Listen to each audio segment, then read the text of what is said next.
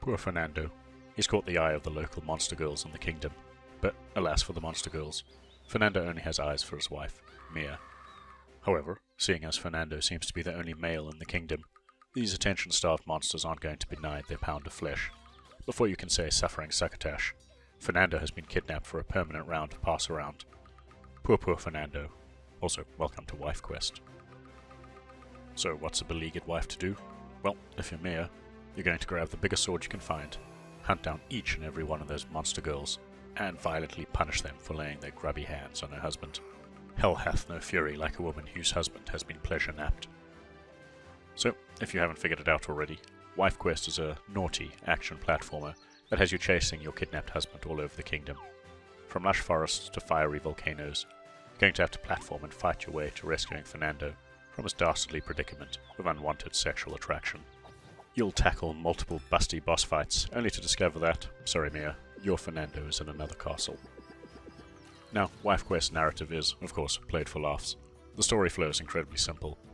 Mia hunts across a range of environments, engages in some verbal dirt-throwing with each boss, discovers Fernando has been passed on to the next boss, and repeat. Sadly, that's as in-depth as the story gets, while the constant jibes about Mia's looks and the monster girl's nastiness wears thin very quickly. It's a good thing then that the developers have made up for this with some solid gameplay and attractive 2D visuals. Initially, Mia can wield a sword with a basic slash attack and has the ability to block. Blocking costs mana, which essentially acts as her stamina bar too, so if you take too many hits, you'll be left wide open. The regular enemies scattered throughout each level, of which there's a fair assortment, aren't terribly difficult by themselves, but they're usually placed in more devious positions the further you get into each stage. Once you've knocked them out, you get the option to punish them. These are basically suggestive finishes that'll have anyone wandering past your room wondering what late-night channel you were watching, based on the noise alone. However, you'll want to finish enemies off this way, assuming you want to unlock the character animations in a menu gallery. The bosses are multi-phase affairs, as each one has multiple health bars to cut through.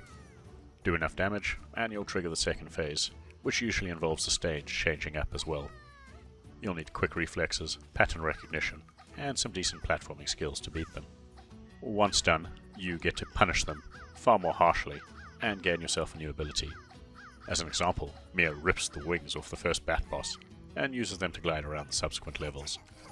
These abilities also require mana, which can be replenished through drops from enemies, or in chests found throughout the level. The levels start off simply enough, with the first couple screens getting you used to the different gameplay elements, before combining everything together in later screens. Enemy placement, traps and environmental hazards all go a long way to making Wife Quest a far more difficult game than its premise and visuals would have you believe. And make no mistake, Wife Quest can get quite challenging. Not unbeatably so, but I did die several times during my playthrough. The levels also get larger the further you progress, with some obvious platforms that you can't get to until you have a specific ability, and this adds some replayability to the levels. The only oddity is that you can't save when playing a level for the first time, and will start right back at the beginning if you quit before completing it. However, once you have completed it, there'll be checkpoints you can use to jump to certain areas, including the boss arena, if you feel like fighting them again. Another reason to replay the levels is that they're littered with cash to collect, which is needed to buy upgrades for Mia at a shop run by Ymir, another girl all hot and bothered for Fernando. You can buy potions to replenish your health and mana mid-level, attack boosts that increase your power and striking range, health upgrades, pictures of Ymir, and a makeover that increases your speed. I highly recommend scouring the levels for cash, because these upgrades can really make all the difference in a boss fight. Visually, Wife Quest sports some pretty 2D visuals with a bright colour palette that suits the game's breezy narrative. The 2D backdrops are nicely detailed, and there's some great animation on display, particularly on Mia, whose countenance changes on her sprite, depending on her in-game actions. The same applies to her character portrait, which also changes her expression the more you play. The monster girls you tackle are all of the bright, cheery, and busty kind, with plenty of sprightly jiggle physics on display. That said, outside of the character designs, suggestive finishes, and some harsh language, the game doesn't get nearly as naughty as one might expect it to. Ultimately, Wife Quest doesn't really reinvent the platforming wheel. If anything, if you've played a 2D action platformer in the last couple of years, much of what's on display here will be familiar.